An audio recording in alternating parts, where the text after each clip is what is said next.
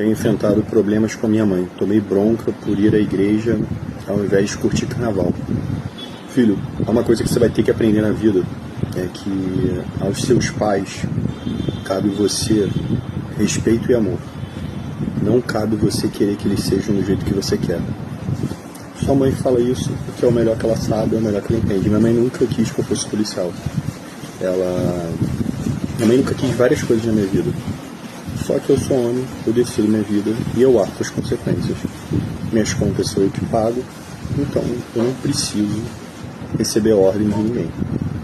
Mas eu a amo e respeito, independente se ela concordar comigo ou não. Minha mãe pode falar qualquer atrocidade pra mim e eu vou continuar amando e respeitando ela. Tá? O que ela fala pra mim é o que ela acha que é melhor do ponto de vista dela. O que eu faço de respeito sobre mim. Então ame e respeite sua mãe acima de tudo. Eu levo isso muito a sério, tá, filho? E eu posso falar com propriedade, porque eu venho de uma família complicada. Eu tenho vários problemas, e vocês não sabem nenhum deles, praticamente, na minha formação. E mesmo assim, quando eu entendi que eu devia amar, né, eu sempre respeitei e honrei meus pais.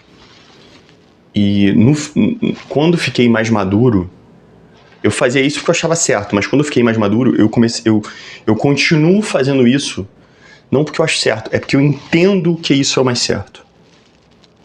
Tá?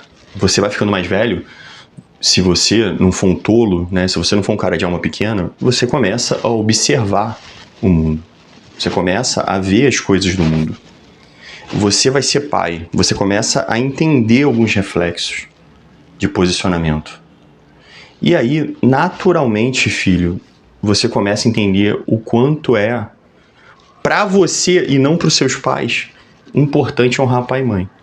A gente acha que ao honrar pai e mãe é bom para eles. Não, filho, é bom pra gente. E eu vou te explicar aqui por isso. Primeiro, eu tenho que alinhar algumas coisas. Cara, esse vídeo aqui vai mexer bastante, pode ser que mexa bastante, mas eu acho que ele é importante. Honrar pai e mãe, né, é amar e respeitar. Eu falei isso pro garoto no vídeo, ele falou, eu tenho uma mãe que não me apoia, que me critica, eu faço tal coisa, eu fiquei em casa estudando e ela falou que eu tinha que fazer o carnaval, eu tinha que ter ido pro carnaval, curtir a vida. E eu falei pra ele na caixinha, eu falei, filho, ela tá até nos Gios, tá? Se você voltar ali, a gente tá no dia 10 de março, se você voltar nos Gios do dia 9, você vai ver essa caixinha.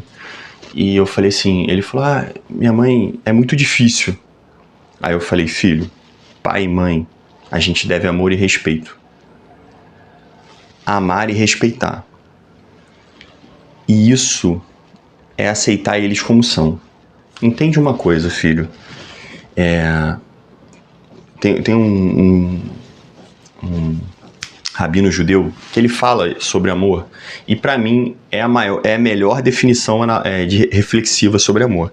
Ele fala que amor é o seguinte, ele pergunta pra pessoa, a pessoa fala que ama a outra, mas aí tava confusa, não sei o que, aí ele fala assim, você gosta de peixe? Você ama peixe? O cara, não, eu amo peixe. Você ama peixe? E você tira ele do ambiente dele, né, através da dor, frita ele, corta ele, tira as vísceras dele e come, você devora o seu peixe. Isso não é amor, isso é egoísmo, é sua necessidade sendo atendida, mas não tem nada a ver com o que você sente pelo peixe. Filho, amor é uma coisa transcendente, amar como é, independente do que seja. Amar o peixe seria você amar ele do jeito que ele é, e não do jeito que você quer que ele seja. A grande mágoa nossa, no geral, vem disso. A gente acredita que amor é a pessoa ser, isso é pra tudo, tá? E por isso que eu falo que é importante você entender seu pai e sua mãe, porque isso vai refletir em tudo na sua vida. Isso vai ser sobre o amor do seu pai e da sua mãe, isso vai ser sobre os seus relacionamentos, isso vai ser sobre você e seu filho. Logo, isso vai ser sobre tudo que te traz finalidade na vida. E a gente sempre quer as coisas como a gente quer. E isso não é amor. E essa é a grande questão. E cara, amar não significa submissão. que é o grande empecilho da cabeça de vocês. Vocês acham que eu amo a pessoa e por isso eu tenho que ser submissa a ela. Não tem nada a ver. O teu pai e tua mãe, teus tutores, vamos dizer assim, porque alguns não são criados por pai e mãe, mas as pessoas que são tutores, e todo mundo tem que ter tido tutores. Por que todo mundo tem que ter tido tutores? Eu já vou chegar lá. Mas o pai e mãe, o tutor, ele tem autoridade absoluta até uma certa fase da sua construção da identidade. Depois de uma certa fase dessa construção de identidade, ele tem autoridade relativa. E autoridade relativa quer dizer o quê? Você até para ouvir porque deveria, teoricamente, aquela pessoa estar muito preocupada com você. Mas você vai ter a sua conta RC86. A sua conta, aí vem o RC86 e o 112. A sua conta, ela é individual. E não necessariamente você vai caminhar com aquilo que seus pais querem. Você não é um escravo deles.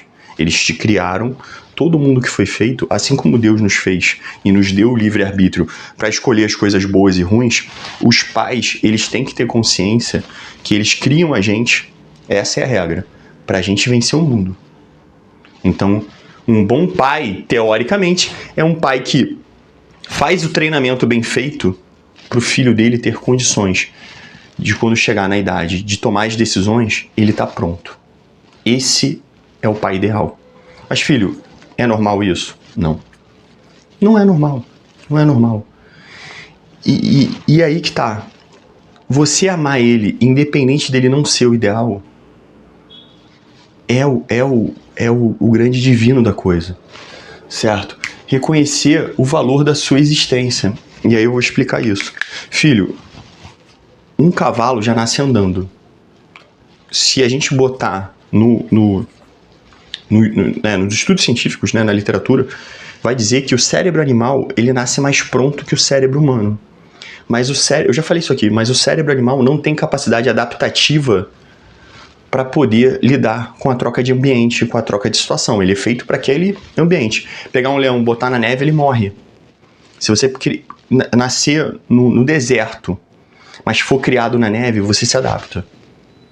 Desde que você tenha tutores. Então, filho, uma coisa é certa e perfeita. Se você existe, é porque alguém foi teu tutor, porque você não tinha capacidade fisiológica para sobreviver, para comer, para se defender, para existir. O abandonado, você morreria. Se te largassem numa selva, você morreria. Não tem condições nenhuma do ser humano se adaptar se ele não tiver tutores. Então, você sempre, se existe, deve ser grato à sua existência. Porra, Kadar, mas o meu pai... Eu vou chegar nessa parte, tá? Calma. Então, a sua existência, ela está diretamente ligada ao que seus tutores fizeram. Bom ou ruim, tá? Bom ou ruim. Isso a gente ainda vai debater. Mas você não é obrigado a ter submissão. Você só é obrigado a ter gratidão pela sua existência. E respeito. Por que respeito? Respeito não significa concordar. Você não precisa concordar. Sabe, teu pai é agressivo, teu pai é violento, você não precisa concordar com ele. Mas você não deve ser ingrato e desprezível, porque a sua existência veio porque existia tutores. E por que devemos isso? O respeito ele deve ser independente. A gratidão, ela tem que ser aos pais, porque sem eles a gente não existia. E a gente tem que compreender, isso é RC84. E a gente deve compreender que eles estão fazendo o melhor que sabe. E aí, cara, o que eu quero dizer com isso? Eu vou falar aqui na frente, tá? No 5. Mas a gente tem que entender, filho, que isso aqui não tem manual para ter existência. A gente não vem assim com umas regras do que deve ser feito. Mas você tem que ter em mente o seguinte: se você existiu até aqui, você chegou aos 20 anos, sei lá qual a idade que você tá, é porque alguém fez. Pô, mas o meu pai é mó filho da puta, minha mãe é mó escrota, ninguém me apoia, eles só me criticam. Filho, entendo, tá? Eu sei o que é isso. Eu sei o que é ser criticado, você tentando fazer o melhor pro teu pai e tua mãe, e você ser criticado por eles. E você receber... você fazendo por eles e você receber crítica e assim, críticas das pessoas que a gente tem muito próximas são bem pesadas. Por mais que possam, né, vamos falar assim, materialmente pouca coisa, mas uma rejeição de uma pessoa que a gente tem muita gratidão, magoa muito, dói, bate seco. Mas, filho, é o melhor que essa pessoa sabe fazer. Minha mãe nunca apoiou a maioria das coisas que eu fiz. Não apoiou assim, né? Ressalvo aqui. Minha mãe nunca incentivou. E ela sempre acha que eu trabalho demais. Ela sempre... Mas se eu não fizer isso, a gente não tem a vida que a gente tem. Eu não teria condições de... Meu pai não deixou nada, cara. Então eu não teria condições de dar pensão pra ela, pagar o plano de saúde, o aluguel. Tudo da minha mãe sou eu. Eu não teria essa condição. Então... eu faço a conta individual. Mas é o melhor que ela sabe fazer. Então eu respeito e amo. Minha mãe e meu pai, cara, eles vieram pra me ensinar que a gente deve amar as pessoas como elas são. Meu pai, cara, por mais que aqui eu tire várias lições das coisas que eles fizeram, eu preciso deixar claro que não foi fácil chegar ao ponto de tirar lições. Mas a gente tem 3 jeitos de tratar as coisas. Bloquear, que é um jeito muito frágil. A gente pode ser robusto, só passar e não tirar proveito. Ou a gente pode ser antifrágil e aprender com aquilo. Todos os pais ensinam, seja bons exemplos ou ruins. Essa é a habilidade do pai. Só que o que você passou, filho, o que você passou não importa. A única coisa que importa, e o estoicismo diz isso, é o que você tirou de significado daquilo. Essa é a grande jogada. Sabe, seu pai, foi um problemático, sua mãe foi uma pessoa difícil. O que você está tirando de lição disso? O quanto isso pode te deixar mais forte? Porque no final, filho, a conta é sua, a salvação é sua, a vida é sua. Só que quando você não consegue fazer isso, não consegue entender isso, a sua vida começa a andar para trás. Você começa a passar por problemas, por dificuldades, e não entende por quê. Por quê? Porque, filho, o nosso hipotálamo, vamos dizer assim, ele é tipo uma varetinha. Desculpa, isso, tem rinite. Ele é tipo uma varetinha que ela oscila assim, ó. Ela vai vibrando assim, toda vez que uma porta ou algum assunto não está resolvido. Você pode ver que quando você não consegue chegar no final de uma música que você canta, você fica repetindo ela toda hora. Nosso hipotálamo ele vai fazendo isso. Isso aumenta nosso estresse, dependendo do tipo de porta que está aberta. A mágoa, filho, é isso aqui para sempre. Por isso que a pessoa normalmente que não perdoa, que carrega a mágoa, ela para no tempo.